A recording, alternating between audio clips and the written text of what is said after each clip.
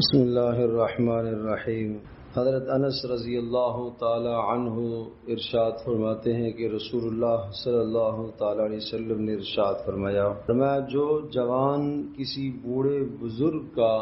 اس کے بڑھاپے کی وجہ سے ادب اور احترام کرے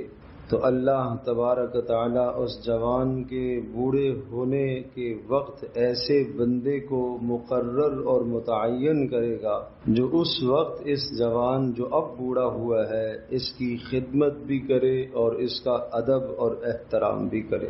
پیارے پیغمبر صلی اللہ تعالی علیہ وسلم ایسا مبارک دین ہمارے لیے لے کر آئے ہیں کہ جس دین میں جا بجا نیکی کمانے کے اور خیر کو حاصل کرنے کے مواقع موجود ہیں، اور زندگی کے بے شمار شعبوں میں نیکی اور خیر کو کمانے کے مواقع موجود ہیں۔ جہاں آدمی جس معاشرے میں رہتا ہے گھر کے اندر ماں باپ بوڑھے ہیں، اسی طرح سے جہاں گھر ہے اڑوس پڑوس میں لوگ بوڑھے ہیں، جہاں آدمی کام کرتا ہے وہاں بھی کوئی سفید ریش اور بوڑھا ہو، اسی طرح سے مسجد کے اندر ہم آتے ہیں تو یہاں بوڑھے سفید ریش ہیں، اعتکاف میں جو لوگ بیٹھے ہوئے ہیں ان کے ساتھ جو بوڑھے اور سفید ریش ہیں۔ رسول اللہ صلی اللہ تعالی علیہ وسلم کی تعلیمات کا یہ مقصد ہے کہ آدمی کو بوڑھوں کی قدر کرنی ہے، اور عجیب بات یہ کہ یہ قدر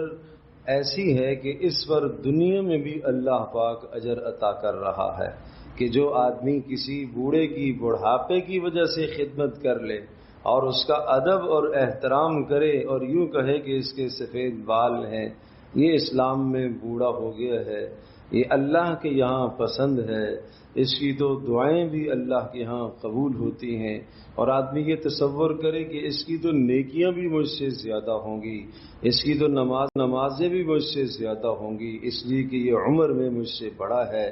تو اس طرح سے جو آدمی کسی بوڑھے کی عزت کرتا ہے، احترام کرتا ہے، نقد اللہ پاک انعام یہ عطا فرماتے ہیں کہ یہ خدمت کرنے والا جب بڑھاپے کو پہنچے گا تو اللہ ایک شخص کو مقرر اور متعین کر دے گا جو اس کی خدمت کرے گا۔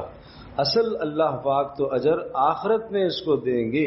لیکن دنیا میں بھی اللہ پاک نقد انعام اس کو دے رہے ہیں کہ جب یہ بڑھاپے کو پہنچے گا اللہ ایک شخص کو مقرر اور متعین کر دیں گے جو اس کا ادب اور احترام بھی کرے گا اور جو اس کی خدمت بھی کرے گا۔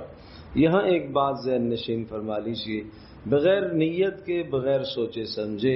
اگر کوئی شخص کسی بڑھاپے والے کی، بوڑھے کی قدر کرتا ہے، عزت کرتا ہے، اس کی خدمت کرتا ہے، اس کی مشکل میں اس کا ہاتھ بٹاتا ہے تو ثواب تو ہے، لیکن اگر نیت کر لیتا ہے کہ میں یہ اس لیے کر رہا ہوں کہ رسول اللہ صلی اللہ علیہ وسلم نے حکم دیا ہے، اب اس ثواب میں چار چاند لگ جائیں گے، اب یہ ثواب نہیں، اب یہ عبادت بن جائے گا۔ ثواب کے بعد اگلا درجہ عبادت کا ہے، اب اس کے لیے یہ عبادت بن جائے گی۔ تو پتہ چلا کہ نماز کے علاوہ، روزے کے علاوہ اور بھی ہم عبادات بجا لا سکتے ہیں۔ تو بہت سارے لوگ یقیناً یہ خدمت انجام دیتے ہیں، بہت سارے جوان اس طرح کی خدمت انجام دیتے ہیں، لیکن اگر خدمت کرتے وقت نیت کر لیا کریں تو پھر بہت زیادہ اجر انہیں مل جائے گا۔ اللہ تبارک و تعالی ہم سب کے لیے سمجھنا عمل کرنا آسان فرمائے۔